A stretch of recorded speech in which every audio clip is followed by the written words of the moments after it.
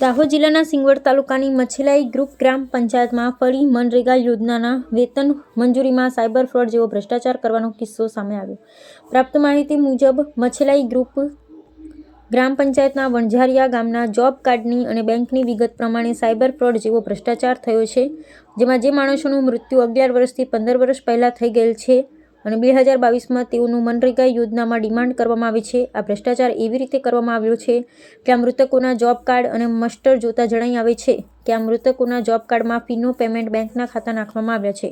ભ્રષ્ટાચારની હદ વટવા પ્રમાણે ફીનો payment bank 4/4/2017ના વર્ષમાં માર્કેટમાં આવવા પામેલ છે. તો શું મરણ જનાર લોકોએ ફરી જન્મ લઈ ખાતા ખોલ્યા તે ગંભીર પ્રશ્ન છે. મૃતકોના ખાતા ખોલ્યા કોણ અને કેવી રીતે, આ મરેલા માણસોની વેતન મંજૂરી કોણ ઉપાડી ગયું તેની તપાસ કરવામાં આવે અને આવી રીતે આ બેંક એજન્ટો દ્વારા સાયબર ક્રાઇમ જેવો ભ્રષ્ટાચાર કરી મૃતકો અને તેઓના જોબ કાર્ડ સાથે ફ્રોડ કરવામાં આવ્યો છે. આમ ગરીબોને રોજગાર મળવાની ગેરંટીની યોજનાને બેંકોના એજન્ટોએ મૃતકોને લૂંટવાની ગેરંટીની યોજના કરી નાખવા પામેલ છે. મનરેગા યોજનાના અધિકારી, બેંક એજન્ટો, દલાલોની ત્રિપુટીએ મરેલા માણસોને પણ લૂંટવામાં બાકી રાખ્યા નથી.